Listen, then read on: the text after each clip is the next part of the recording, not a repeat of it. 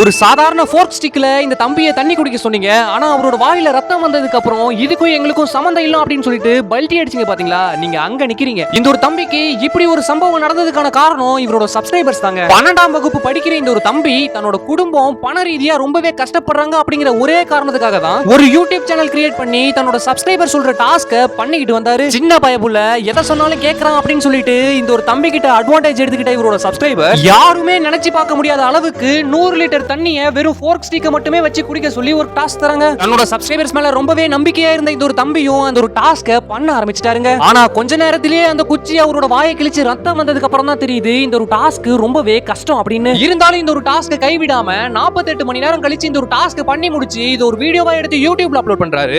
இவரோட சப்ஸ்கிரைபர்ஸ் இவரை பாராட்டுவாங்கன்னு நினைச்சாரு. ஆனா இவரோட சப்ஸ்கிரைபர்ஸ் இது ஒரு ஃபேக்கான வீடியோ அப்படின்னு சொல்லிட்டு இவரை இழிவுபடுத்துற மாதிரி கமெண்ட் பண்ணிடுறாங்க. அதனால இந்த ஒரு நபர் ரொம்பவே மனசுடைஞ்சு போயிடுறாரு. அண்ட் ஃப்ரெண்ட்ஸ், இந்த வளர்ந்து வர தம்பிய நீங்களாவது ஏமாத்தாம சப்போர்ட் பண்ணணும்னு நினைச்சீங்கன்னா நம்ம சேனலை சப்ஸ்கிரைப் பண்ணிட்டு கமெண்ட் பாக்ஸ்ல ரெட் ஹார்ட்டை தெரிக்க விடுங்க. எத்தனை பேர் இந்த தம்பிக்கு சப்போர்ட் பண்றீங்கன்னு சொல்லிட்டு நானும் தெரிஞ்சுக்கிறேன்.